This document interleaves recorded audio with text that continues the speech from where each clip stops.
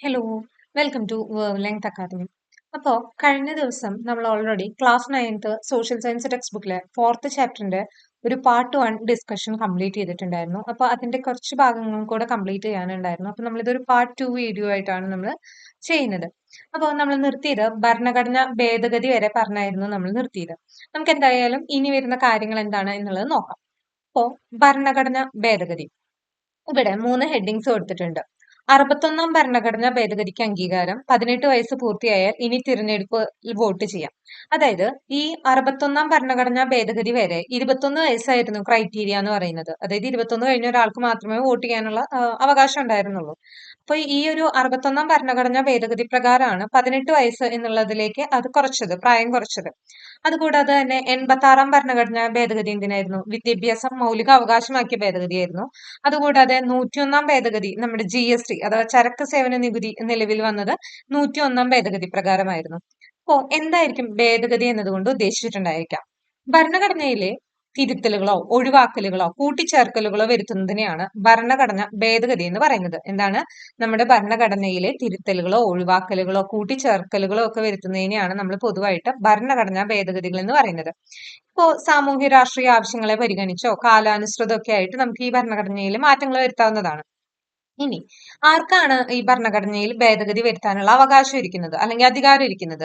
അധികാരം പാർലമെന്റിൽ മാത്രമാണ് നിക്ഷിപ്തമായിരിക്കുന്നത്. ഇനി എന്ത് അധികാരം, അതായത് ഏത് ആർട്ടിക്കിൾ പ്രകാരമാണ് ഇവർ ഈ ഭേദഗതി വരുത്തുന്നത്? അനുച്ഛേദം 368 പ്രകാരമാണ് ഭേദഗതി വരുത്തുന്നത്. ഏതാണ് അനുച്ഛേദം? 368 പ്രകാരമാണ് പാർലമെന്റിന് ഭേദഗതിക്കുള്ള അധികാരം നൽകുന്നത്. ഓക്കെ ആണല്ലോ? എന്താണ് നമ്മൾ പറഞ്ഞത്? എന്താണ് ഭരണഘടനാ ഭേദഗതികൾ എന്ന് പറഞ്ഞു? നമ്മുടെ ഭരണഘടനയിലെ തിരുത്തലുകളോ ഒഴിവാക്കലുകളോ കൂട്ടിച്ചേർക്കലുകളോ വരുത്തുന്നതിനെയാണ് നമ്മൾ ഭരണഘടനാ ഭേദഗതി എന്ന് പറയുക എന്ന് പറഞ്ഞു. അതിനുള്ള അധികാരം വരുന്നത് പാർലമെന്റിനാണ്. അത് പാർലമെന്റിനാണ് ഇതിന്റെ അധികാരം എന്ന് പറയുന്ന ആർട്ടിക്കിൾ ഏതാണ്? അനുച്ഛേദം 368 ആണെന്ന് പറഞ്ഞു. ഓക്കെ ആണല്ലോ? ഇനി അടുത്തൊരു ഇമ്പോർട്ടന്റ് കാര്യം ഇതാണ്. ഭേദഗതി ബില്ലിന് രാഷ്ട്രപതിയുടെ മുൻകൂർ അനുമതി ആവശ്യമില്ല. ഭരണഘടനാ ഭേദഗതി ബില്ല് നിയമമാകണമെങ്കിൽ ഇരുസഭകളുടെയും അംഗീകാരം അനിവാര്യമാണ്. ഇരുസഭകൾക്കുമിടയിൽ ഭരണഘടനാ ഭേദഗതി ബില്ലിന്മേലുള്ള തർക്കങ്ങൾ പരിഹരിക്കാനായി സംയുക്ത സമ്മേളനം പോലുള്ള നടപടിക്രമമില്ല. ഏതെങ്കിലും ഒരു ഭരണഘടനാ ഭേദഗതി നിയമം ഭരണഘടനയുടെ വാക്കുകൾക്കോ അർത്ഥത്തിനോ വിരുദ്ധമാണെന്ന് കണ്ടാൽ ആ നിയമത്തെ അസാധുവാക്കാൻ ജുഡീഷ്യറിക്ക് അധികാരമുണ്ട്. അപ്പോൾ നമുക്ക് സ്റ്റേറ്റ്മെന്റ് വരാവുന്ന ഒരുപാട് ക്വസ്റ്റ്യൻസ് ഈ ഒരു പാരഗ്രാഫിലുണ്ട്. ശ്രദ്ധിച്ചു വെക്കുക. ഭരണഘടനാ ഭേദഗതി എന്താണെന്ന് പറഞ്ഞു? പാർലമെന്റിനാണ് അധികാരം എന്ന് പറഞ്ഞു. ആർട്ടിക്കിൾ 368 പ്രകാരമാണ് അധികാരം എന്ന് പറഞ്ഞു. നമ്മൾ പറഞ്ഞ അടുത്തൊരു കാര്യം എന്ന് പറഞ്ഞാൽ എന്താണ്? ഇതിന് രാഷ്ട്രപതിയുടെ മുൻകൂർ അനുമതി ആവശ്യമില്ല. അതുകൂടാതെ തന്നെ ഇരുസഭകളുടെയും അംഗീകാരം വേണം. ഇനി എന്തെങ്കിലും ഒരു തർക്കങ്ങൾ ഉണ്ടായാൽ സാധാരണ രീതിയിൽ സംയുക്ത സമ്മേളനങ്ങൾ സംഘടിപ്പിക്കാറുണ്ട്. പക്ഷെ ഭരണഘടനാ ഭേദഗതി ബില്ലുകൾ വരുമ്പോൾ അങ്ങനെ സംയുക്ത സമ്മേളനം പോലുള്ള നടപടിക്രമം ഇതിൽ വരുന്നില്ല. ഇനി എന്തെങ്കിലും ഒരു കാരണവശാൽ ഈ കൊണ്ടുവന്ന ഭേദഗതി നിയമം ഈ ഭരണഘടനയുടെ വാക്കുകൾക്കോ അർത്ഥത്തിനോ വിരുദ്ധമാണെന്ന് കണ്ടു കഴിഞ്ഞാൽ ആ നിയമത്തെ അസാധുവാക്കാൻ നമ്മുടെ ഇവിടുത്തെ ജുഡീഷ്യറിക്ക് അധികാരമുണ്ട്. ഇത്രയും പോയിന്റ്സ് വളരെ ഇമ്പോർട്ടന്റ് ആണ്. അത് അതിൻ്റെതായ ഇമ്പോർട്ടൻസോട് കൂടി തന്നെ നോക്കി കാണണം. നമുക്ക് ഒരു സ്റ്റേറ്റ്മെന്റ് ക്വസ്റ്റ്യനിൽ പ്രതീക്ഷിക്കാവുന്ന കാര്യമാണ്. അപ്പോ നമ്മൾ ഭേദഗതിയെ കുറിച്ച് പറയുകയുണ്ടായി. ഭേദഗതി ചെയ്യാവുന്നത് 3 രീതികൾ വഴിയാണെന്നാണ് പറയുന്നത്. എന്താണ്? അയവുള്ള ഭേദഗതി, ദൃഢമായ ഭേദഗതി, അതിദൃഢമായ ഭേദഗതി. അപ്പോ ആദ്യം നമുക്ക് അയവുള്ള ഭേദഗതി എന്താണെന്ന് നോക്കാം. ഇന്ത്യൻ ഭരണഘടനയിലെ ചില വകുപ്പുകൾ പാർലമെന്റിന് കേവല ഭൂരിപക്ഷത്തിലൂടെ സാധാരണ നിയമനിർമ്മാണത്തിന് സമാനമായ നടപടിക്രമങ്ങൾ വഴി ഭേദഗതി ചെയ്യാവുന്നതാണ്. അതിന്റെ ഉദാഹരണമായിട്ട് വരുന്നതാണ് സംസ്ഥാനങ്ങളുടെ പേര്, അതിരുകള്, പൗരത്വം തുടങ്ങിയൊക്കെ ഭേദഗതി ചെയ്യണമെങ്കിൽ സാധാ നിയമനിർമ്മാണം അല്ലെങ്കിൽ ഒരു കേവല ഭൂരിപക്ഷത്തിലൂടെയൊക്കെ ചെയ്യാവുന്ന ഒരു കാര്യമാണ്. ഈ പറയുന്ന കാര്യങ്ങളിലൊക്കെ വരുന്ന ഭേദഗതി വരുത്താവുന്നതാണ്. ഓക്കെ ആണല്ലോ? ഇനി അപ്പൊ അതിനെയാണ് നമ്മൾ അയവുള്ള ഭേദഗതി എന്ന് പറയുന്നത്. അതേസമയം ദൃഢമായ ഭേദഗതി എന്ന് പറയുമ്പോൾ എന്തായിരിക്കും? ഇതിനേക്കാളും കുറച്ചും കൂടെ ടഫ് ആയിരിക്കും അല്ലെ? അപ്പോ ചില പ്രധാനപ്പെട്ട വകുപ്പുകളിൽ ഭേദഗതി വരുത്തുവാൻ പാർലമെന്റിന് ഇരുസഭകളുടെയും പ്രത്യേക ഭൂരിപക്ഷം ആവശ്യമാണ്. അപ്പൊ ഏതൊക്കെയാണ് അതിന്റെ എക്സാമ്പിളിൽ വരുന്ന കാര്യങ്ങൾ? മൗലികാവകാശം, മാർഗനിർദ്ദേശക തത്വങ്ങള്, ഇങ്ങനെയുള്ള ടോപ്പിക്കുകളിലൊക്കെ എന്തെങ്കിലും ഭേദഗതി വരുത്തണമെങ്കിൽ നമുക്ക് എന്താണ്? പ്രത്യേക ഭൂരിപക്ഷം വേണം. നേരത്തെ അയവുള്ള ഭേദഗതിയിൽ എന്തായിരുന്നു? കേവല ഭൂരിപക്ഷമായിരുന്നു. ദൃഢമായ ഭേദഗതി വരുമ്പോൾ അവിടെ പ്രത്യേക ഭൂരിപക്ഷം വേണം എന്നുള്ളത് മനസ്സിലാക്കി വെക്കാം. ഇനി അടുത്തത് അതിദൃഢമായ ഭേദഗതി. അപ്പൊ എന്താണെന്ന് മനസ്സിലാക്കാം. അതായത് ഇവിടെ പ്രത്യേക ഭൂരിപക്ഷം വേണം. അതോടുകൂടി എന്തും കൂടെ വേണം? പകുതിയിൽ കുറയാത്ത സംസ്ഥാനങ്ങളുടെ അംഗീകാരത്തോടും കൂടി മാത്രമേ ഭേദഗതി ചെയ്യാൻ കഴിയുള്ളൂ. അതായത് പ്രത്യേക ഭൂരിപക്ഷം എന്നുള്ളത് ഒരു ക്രൈറ്റീരിയ ആണ്.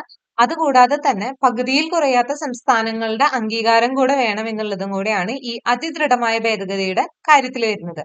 അതിന്റെ ഉദാഹരണം പറയാവുന്നത് കേന്ദ്ര സംസ്ഥാന അധികാര വിഭജനം, ജനപ്രാതിനിധ്യ നിയമം ഇതിലൊക്കെ വ്യത്യാസം വരുത്തണമെങ്കിൽ അഥവാ ഭേദഗതി വരുത്തണമെങ്കിൽ നമുക്ക് എന്താണ് വേണ്ടത്? പ്രത്യേക ഭൂരിപക്ഷത്തിൽ ഇത് പാസ്സാവുകയും വേണം. അതുകൂടാതെ തന്നെ എന്താണ് ഈ പറയുന്നതായിട്ടുള്ള പകുതിയിൽ കുറയാത്ത സംസ്ഥാനങ്ങളുടെ അംഗീകാരം കൂടെ വേണം എന്നുള്ളത് മനസ്സിലാക്കി വയ്ക്കുക. അപ്പൊ എന്താണ് 3 തരത്തിലുള്ള ഭേദഗതി എന്ന് നമ്മൾ പറയുകയുണ്ടായി. അടുത്തതാണ് നമ്മുടെ കാര്യനിർവഹണ വിഭാഗം. നമ്മൾ ഓൾറെഡി നിയമനിർമ്മാണ വിഭാഗത്തെ കുറിച്ച് പറഞ്ഞു. നിയമനിർമ്മാണ വിഭാഗത്തിൽ എന്താണ്? നിയമങ്ങൾ നിർമ്മിക്കുക എന്നാണ്. ഈ നിയമങ്ങളൊക്കെ നടപ്പിലാക്കുക, നിയമങ്ങളുടെയും നയങ്ങളുടെയും നടപ്പിലാക്കല്, ഭരണനിർവഹണം എന്നീ ചുമതലകൾ നിർവഹിക്കുന്ന ഗവൺമെന്റിന്റെ വിഭാഗമാണ് കാര്യനിർവഹണ വിഭാഗം അഥവാ എക്സിക്യൂട്ടീവ് എന്ന് പറയുന്നത്. ആരൊക്കെയാണ് ഇതിൽ ഉൾപ്പെടുന്നത്?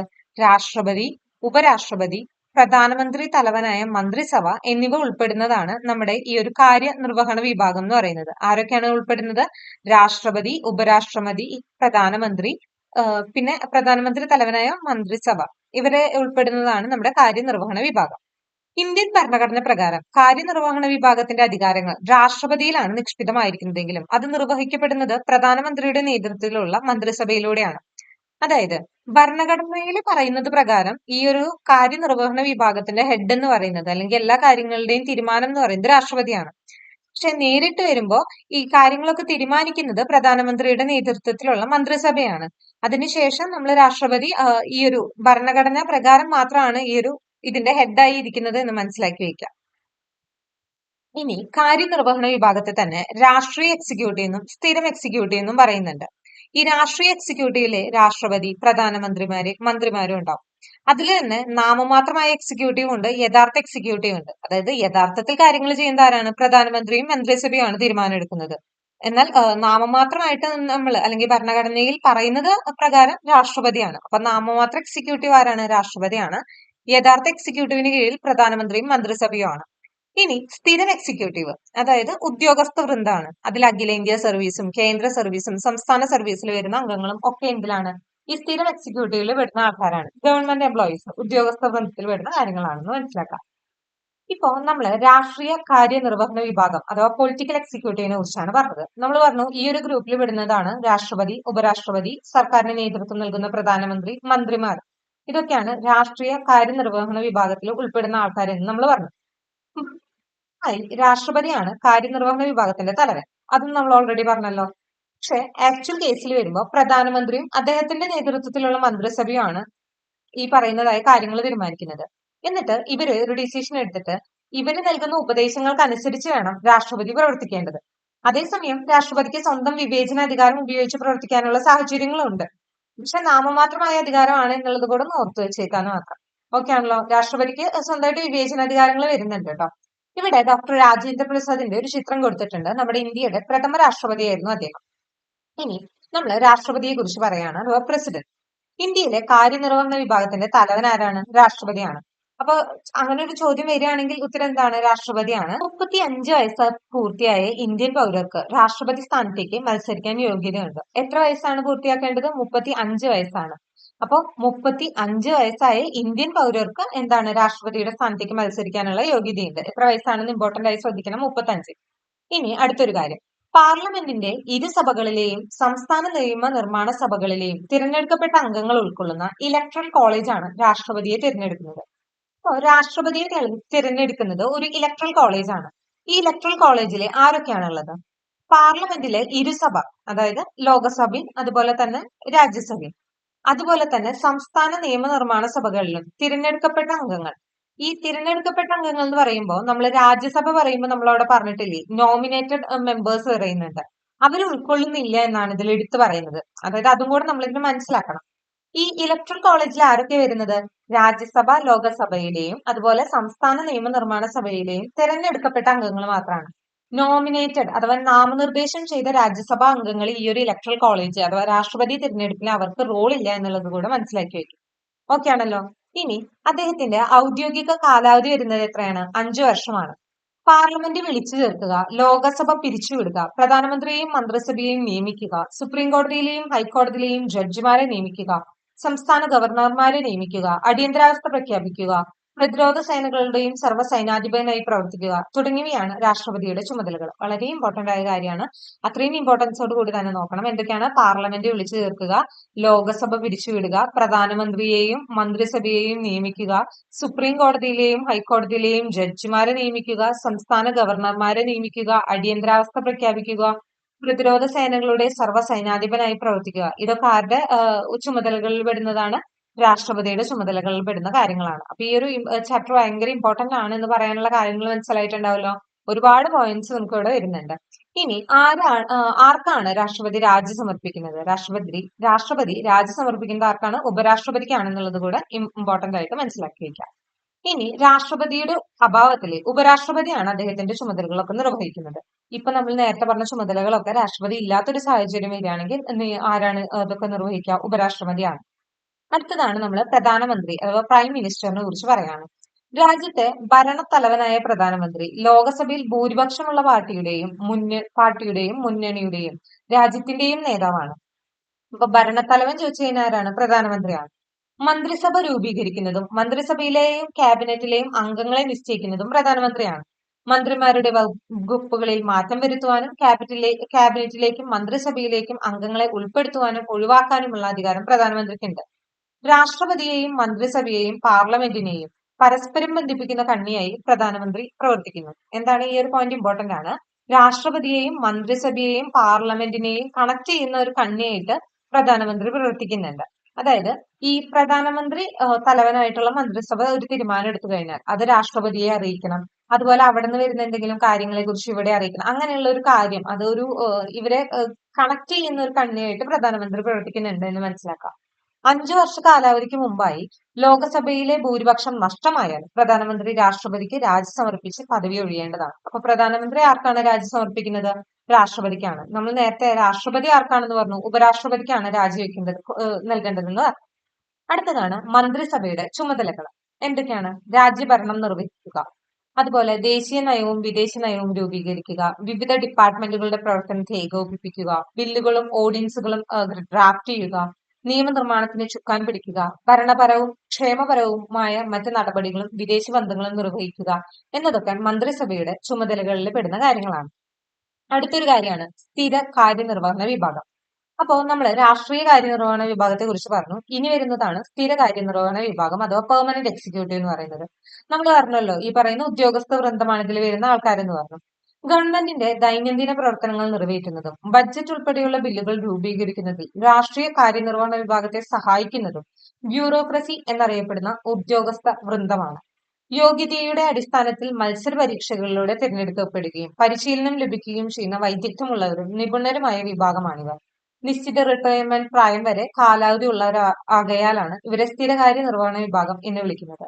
അതായത് ഒരു റിട്ടയർമെന്റ് പീരീഡ് ഉണ്ട്, അതുവരെ നമുക്ക് ഈ ഒരു പെർമനന്റ് പോസ്റ്റ് ആണ്. അതുകൊണ്ടാണ് നമ്മൾ എന്ത് വിളിക്കുന്നത്? ഈ പെർമനന്റ് എക്സിക്യൂട്ടീവ് എന്ന് വിളിക്കുന്നത്. അപ്പോ കാര്യനിർവഹണ വിഭാഗത്തെ കുറിച്ച് നമ്മൾ പറയുകയുണ്ടായി. അടുത്തത് നമുക്ക് വരുന്നത് നീതിന്യായ വിഭാഗം അഥവാ ജുഡീഷ്യറി ആണ്. ഓക്കെ ആണല്ലോ. ഈ മുകളിൽ പറഞ്ഞ നിയമനിർമ്മാണ അഥവാ കാര്യനിർവഹണ വിഭാഗങ്ങളൊക്കെ ഭരണഘടനയ്ക്ക് അനുസൃതമായി പ്രവർത്തിക്കുന്നുണ്ട് എന്ന് ഉറപ്പുവരുത്തുന്ന സംവിധാനമാണ് നീതിന്യായ വിഭാഗം എന്ന് പറയുന്നത്. പൗരരുടെ അവകാശങ്ങൾ സംരക്ഷിക്കുന്നതോടൊപ്പം ഭരണഘടനാ മൂല്യങ്ങളും സംരക്ഷിക്കുന്നുണ്ട്. അതുകൊണ്ട് നീതിന്യായ വിഭാഗത്തിന് ഭരണഘടനയുടെ കാവലാൾ എന്നറിയപ്പെടുന്നു. എന്താണ് പറയുന്നത്? ഭരണഘടനയുടെ കാവലാൾ എന്നറിയപ്പെടുന്നത് ആരാണ്? നീതിന്യായ വിഭാഗമാണ്. ഈ നിയമനിർമ്മാണം ആയാലും കാര്യനിർവഹണം ഒക്കെ ആയാലും പ്രോപ്പറായിട്ട് നടക്കുന്നുണ്ടോ എന്ന് നോക്കാനുള്ള അവകാശം ആർക്ക് വരുന്നുണ്ട്? നീതിന്യായ വിഭാഗത്തിന് വരുന്നുണ്ട്. കാര്യക്ഷമമായ ജനാധിപത്യ വ്യവസ്ഥയ്ക്ക് സ്വാതന്ത്ര്യവും നിഷ്പക്ഷവുമായ നീതിന്യായ സംവിധാനം അനിവാര്യമാണ്. അപ്പോ നമ്മുടെ നാട്ടിൽ തന്നെ പലതരം കോടതികളുണ്ട്. ഇന്ത്യയിലെ ഏറ്റവും പരമോന്നതമായ കോടതി ഏതാണ്? സുപ്രീം കോടതിയാണ്. തൊട്ട് താഴെ ഹൈക്കോടതികള്, തൊട്ട് താഴെ ജില്ലാ കോടതികളും ഏറ്റവും താഴെയാണ് കീഴ്ക്കോടതികൾ വരുന്നത്. ഓക്കെ ആണല്ലോ. സുപ്രീം കോടതിയുടെ നേതൃത്വത്തിൽ ഒരു ഏക സംയോജിത ജുഡീഷ്യൽ സംവിധാനമാണ് ഇന്ത്യയിലുള്ളത്. ഓക്കെ ആണെന്ന് വിശ്വസിക്കുന്നു. താഴെ തട്ടിൽ വരും തോറും എന്താണ് ഈ പറയുന്ന അധികാരങ്ങളും കുറഞ്ഞു വരും എന്നുള്ളത് കൂടെ മനസ്സിലാക്കി വയ്ക്കാം. അപ്പോൾ നമ്മൾ ആദ്യം പറയുന്നത് സുപ്രീം കോടതിയെ കുറിച്ചിട്ടാണ്. നമ്മുടെ പരമോന്നത നീതിപീഠമായ സുപ്രീം കോടതി നിലവിൽ വന്നത് 1950 ജനുവരി 28-നാണ്. വളരെ ഇമ്പോർട്ടന്റ് ആണ് ഈ ഡേറ്റ്. എന്നാണ് നിലവിൽ വന്നിട്ടുള്ളത്? 1950 ജനുവരി 28-നാണ് സുപ്രീം കോടതി നിലവിൽ വന്നിട്ടുള്ളത്. ആസ്ഥാനം എവിടെയാണ്? ന്യൂഡൽഹിയിലാണ് ഈ സുപ്രീം കോടതിയുടെ ആസ്ഥാനം വരുന്നത്. സുപ്രീം കോടതി ജഡ്ജിമാരുടെ ഔദ്യോഗിക കാലാവധി 65 വയസ്സാണ്. ഇപ്പൊ സുപ്രീം കോടതി ജഡ്ജസിന്റെ ഔദ്യോഗിക കാലാവധി വരുന്നത് എത്രയാണ്? 65 വയസ്സാണ്. ജഡ്ജിമാരെ കാലാവധിക്ക് മുമ്പായി നീക്കം ചെയ്യുന്നതിനുള്ള അധികാരം പാർലമെന്റിൽ നിക്ഷിപ്തമാണ്. അപ്പോ ഈ ജഡ്ജിമാരെ നീക്കം ചെയ്യാനാണെങ്കിൽ ആർക്കാണ് അതിന് അവകാശം വരുന്നത്? പാർലമെന്റിലാണ് വരുന്നത്. ചീഫ് ജസ്റ്റിസും മറ്റു ജഡ്ജിമാരും സത്യപ്രതിജ്ഞ ചെയ്യുന്നതും രാജി സമർപ്പിക്കുന്നതും രാഷ്ട്രപതി മുമ്പാകെയാണ്. അപ്പൊ സത്യപ്രതിജ്ഞയും രാജ്യം വരുന്നത് കൊടുക്കുന്നത് ആർക്ക് മുമ്പിലാണ്? ഈ പറയുന്നതായ രാഷ്ട്രപതിയുടെ മുമ്പിലാണ് എന്നുള്ളതും കൂടെ ഒന്ന് മനസ്സിലാക്കി വെച്ചേക്കാം. വിവിധ തരത്തിലുള്ള തർക്കങ്ങൾക്ക് പരിഹാരം നൽകുന്നതോടൊപ്പം സുപ്രീം കോടതി ഭരണഘടനയുടെ പരമോന്നത വ്യാഖ്യാതാവായും മൗലികാവകാശങ്ങളുടെ സംരക്ഷകരായും നിലകൊള്ളുന്നു. എന്തൊക്കെയാണ് സുപ്രീം കോടതിയുടെ അധികാരങ്ങളിൽ വരുന്നത്?